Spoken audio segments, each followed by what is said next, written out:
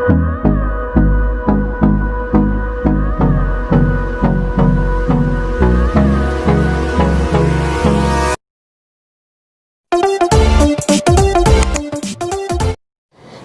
Tutorial চ্যানেলে তোমাদের সকলকে স্বাগত জানাই। আজকে তোমাদের জন্য যে ভিডিওটা এনেছি সেটা হলো report writing on effect of lockdown on unemployment in India. খুবই গুরুত্বপূর্ণ টপিক, তাই অনুরোধ করব ক্লাসটা মন দিয়ে শেষ পর্যন্ত দেখো। রিপোর্টের পয়েন্টসগুলো হচ্ছে impact of lockdown on unemployment in India, ভারতের বেকারত্বের ওপর লকডাউনের প্রভাব। সেকেন্ড পয়েন্ট হচ্ছে রিপোর্ট অফ আইএলও অর্থাৎ ইন্টারন্যাশনাল লেবার অর্গানাইজেশনের রিপোর্ট, এবং তাদের কি report, 41 lakh youth lost job due to lockdown.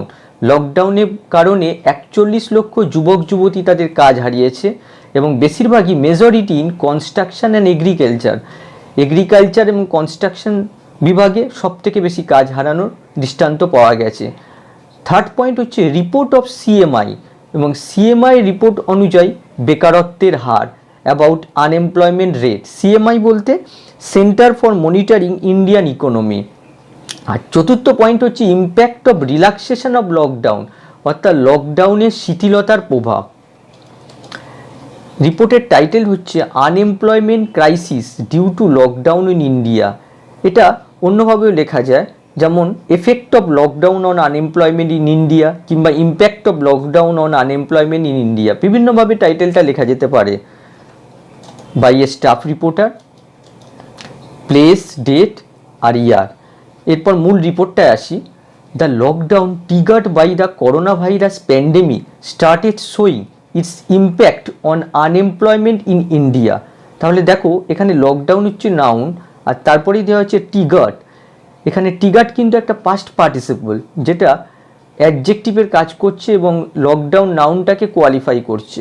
তার জন্য এই ট্রিগার্ডের মিনিং ঘটা হলেও এখানে হবে ঘটিত। তাহলে হবে মিনিংটা, করোনা ভাইরাস প্যান্ডেমিকের দ্বারা ঘটিত লকডাউন ভারতের বেকারত্বের ওপর প্রভাব দেখাতে শুরু করেছিল। The long extended lockdown in India, অর্থাৎ দীর্ঘ প্রসারিত লকডাউন। প্রসারিত বলা হয়েছে এই কারণে যে লকডাউনের মেয়াদ শেষ হওয়ার পরই আবার একটা লকডাউন শুরু হয়েছে, এইভাবে এটা দীর্ঘ হয়ে গেছে। তার জন্য এটা long extended lockdown in India, ভারতের দীর্ঘ প্রসারিত লকডাউন হ্যাজ এফেক্টেড, ক্ষতিগ্রস্ত করেছে ইকোনমিক ডাইনামিজম, অর্থনৈতিক গতিশীলতাকে। অর্থাৎ অর্থনীতি যে গতিতে এগোচ্ছিল সেটাকে রুদ্ধ করে দিয়েছে।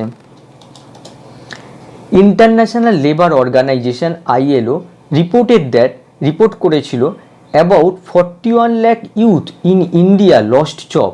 41 লক্ষ যুবক যুবতী ভারতে তাদের কাজ হারিয়েছিল ডিউ টু লং লকডাউন, এক দীর্ঘ লকডাউনের কারণে। টু কন্টেন মানে প্রতিরোধ করতে, দ্য র্যাপিড স্প্রেড, দ্রুত বৃদ্ধি, র্যাপিড স্প্রেড কোভিড-19, এখানে একটা অফ হবে, rapid spread of COVID-19 pandemic, অর্থাৎ কোভিড-19 প্যান্ডেমিক ছড়ানোকে রুদ্ধ করতে যে লকডাউন জারি করা হয়েছিল, সেই লকডাউনের কারণে প্রায় 41 লক্ষ যুবক যুবতী তাদের কাজ হারিয়েছিল। Construction and agricultural have witness the major job losses among 7 কি ফ্যাক্টরস, অর্থাৎ কনস্ট্রাকশন আর এগ্রিকালচারের বিভাগে সবথেকে বেশি সাক্ষী হয়েছে কাজ হারানোর, অ্যামং 7 কি ফ্যাক্টর, অর্থাৎ 7টা কি মূল ফ্যাক্টর। যে এই ফ্যাক্টরের মধ্যে এই দুটো ফ্যাক্টরে কিন্তু সবথেকে বেশি কাজ হারানোর দৃষ্টান্ত পাওয়া গেছে। The unemployment rate had started rising even before lockdown, অর্থাৎ এই আনএমপ্লয়মেন্টটা কিন্তু এই লকডাউনের শুরু হওয়ার পরই আসেনি, লকডাউনের আগে থেকেই এর প্রভাব ছিল। আনএমপ্লয়মেন্ট রেট বাড়তে শুরু করেছিল কিন্তু লকডাউনের আগেই, and stood at 8.7% for the full month of March, এবং সম্পূর্ণ মার্চ মাসটায় দেখা গেছে যে এই আনএমপ্লয়মেন্ট রেটটা 8.7% দাঁড়িয়েছিল। This is the highest unemployment rate in 43 month or since September 2016, অর্থাৎ 2016 থেকে মার্চ মাস পর্যন্ত, অর্থাৎ এই সময়টা হচ্ছে 43 মান্থ প্রায়, এবং তার মধ্যে এটা হচ্ছে সবথেকে বেশি দীর্ঘ সবথেকে বেশি আনএমপ্লয়মেন্ট রেট, বেকারত্বের হার। According to the report by centre for monitoring Indian economy, অর্থাৎ সিএমআই রিপোর্ট অনুযায়ী, এই সিএমআইটা কি, এটা হচ্ছে একটা মুম্বাই বেসড সংস্থা। এটা সাধারণত ইকোনমিক বিজনেস ডেটা সরবরাহ করে। তাদের রিপোর্ট অনুযায়ী the labour participation rate in March, অর্থাৎ মার্চের labour participation rate this year was 41.9%। আগে বলি যে লেবার পার্টিসিপেশন রেটটা কি। লেবার পার্টিসিপেশন রেট হচ্ছে টোটাল নাম্বার অফ লেবার্স, মানে এমপ্লয়িজকে তাদের বয়স, অর্থাৎ টোটাল বয়সের সঙ্গে ডিভাইড করে ইন্টু 100 করলে আমরা যে পার্সেন্টেজটা পাই সেটাই হচ্ছে লেবার পার্টিসিপেশন রেট। অর্থাৎ লেবার পার্টিসিপেশন রেটটা কি, যে টোটাল নাম্বার অফ এমপ্লয়িজকে তাদের বয়সের সাথে ডিভাইড করে ইন্টু 100 করলেই আমরা লেবার পার্টিসিপেশন রেটটা পাই। আচ্ছা, সেটা ছিল মার্চে 41.9% as compare to 42.6% in February, যেখানে ফেব্রুয়ারিতে এই রেটটা ছিল 42.6%। It also pointed out that, এটা আরও দেখিয়েছিল 1/4 of the total working age population of 1003 million, অর্থাৎ 1003 মিলিয়ন পপুলেশন যারা হচ্ছে টোটাল ওয়ার্কিং এজের, এবং তার মধ্যে 1/4 অংশ, অর্থাৎ এই হিসেবটাও দিয়ে দিয়েছি, সেটা হচ্ছে 285 million, 285 million were associated with job in the second week after lockdown. মানে লকডাউনের দ্বিতীয় সপ্তাহে দেখা গেছে 285 জন লোক কাজের সাথে যুক্ত ছিল জাস্ট বিফোর লকডাউন। কিন্তু ঠিক লকডাউনের আগে the figure was 404 million, 404 million. তার মানে কতটা পার্থক্য হয়েছে, লকডাউনের 2 সপ্তাহের মধ্যেই সেটা 285-তে গিয়ে দাঁড়িয়েছে।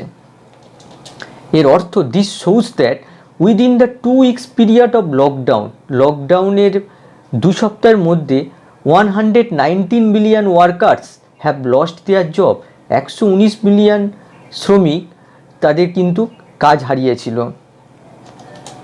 The CMI report shows a significant fall, একটা গুরুত্বপূর্ণ অবনমন ইন জবস ইন মার্চ 2020, অর্থাৎ 2020 সালের মার্চে এই কাজের ক্ষেত্রে একটা গুরুত্বপূর্ণ অবনমন দেখিয়েছেন। Small traders and daily wage earners, ছোটোখাটো যারা ব্যবসায়ী এবং যারা দিন আনে দিন খায়, daily wage earners lost job in এপ্রিলে তাদের কাজ হারিয়েছিল। লাক্স অফ মাইগ্রেন্ট ওয়ার্কার, পরিযায়ী শ্রমিক, লক্ষ লক্ষ পরিযায়ী শ্রমিক who started travelling back to their home. দেখো এই কমার থেকে এই কমা অবধি দেওয়া হয়েছে, অর্থাৎ তারা কি করেছিল, তাদের ঘটনাটা দেওয়া হয়েছে যে তারা তাদের বাড়িতে ফিরতে শুরু করেছিল যেহেতু তারা তাদের কাজ হারিয়েছিল। এবারে এখানে কমা দিয়ে আর দ্য মোস্ট সাফার, অর্থাৎ যার সাবজেক্ট হচ্ছে আর এর সাবজেক্ট হচ্ছে ল্যাক্স অফ মাইগ্রেন্ট ওয়ার্কার। তাহলে লক্ষ লক্ষ পরিযায়ী শ্রমিক যারা তাদের বাড়ি ফিরতে শুরু করেছিল তারাই হচ্ছে সবথেকে বেশি ভুক্তভোগী। ক্লিয়ারলি, পরিষ্কারভাবে দিস ইন্ডিকেটস দ্যাট, এবং এটা সূচিত করে যে দ্য ন্যাশন ওয়াইড লকডাউন, দেশব্যাপী যে lockdown has been the biggest job destroy, এটা হচ্ছে সবথেকে কাজের ধ্বংসকারী, বৃহত্তম ধ্বংসকারী ইন দ্য হিস্ট্রি, মানে ইতিহাসে এত বড় জব ধ্বংসকারী আর দেখা যায়নি। এই লকডাউন হচ্ছে সেই কাজটাই করেছে, এবং এখানে লকডাউনকে বিগেস্ট জব ডিস্ট্রয়ার বলা হয়েছে।